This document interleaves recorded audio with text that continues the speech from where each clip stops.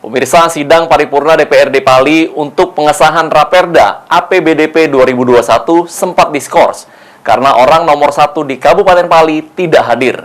Namun setelah dilakukan komunikasi, sidang kembali dilanjutkan dengan menghasilkan adanya kenaikan APBDP Pali. Proses pengesahan Raperda APBDP 2021 Pali sempat diskors selama 30 menit. Karena orang nomor 1 di bumi Serapat Serasan yaitu Heri Amalindo tidak hadiri sidang. Namun usai berkomunikasi secara langsung via handphone dengan sang bupati, 17 anggota DPRD Pali yang hadir dalam sidang paripurna setuju untuk sidang dilanjutkan dan bisa menerima keterangan tidak hadirnya bupati.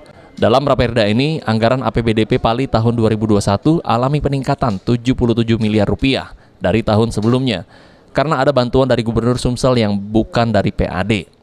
Saya merasa baik saja, lancar saja, walaupun kita tahu tadi ada skor di tengah perjalanan. Tapi apa yang dilakukan oleh DPRD itu memang ada seaturan, memang seperti itu. Satu sisi di dalam PP 12 tahun 2018 dijelaskan memang ya. Bahkan di dalam tatib Dewan juga ya. Cuman karena memang Pak Bupati saat ini beliau sedang bertugas di luar, tidak bisa hadir secara fisik. Maka itu yang disampaikan oleh kawan-kawan dari DPRD itu menjadi pembelajaran bagi kita semuanya lah.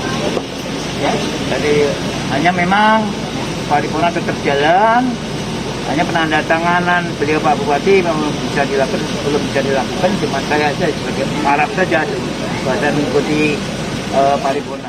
Untuk sementara pengesahan APBDP Pali tahun 2021 baru ditandatangani Ketua DPRD Pali.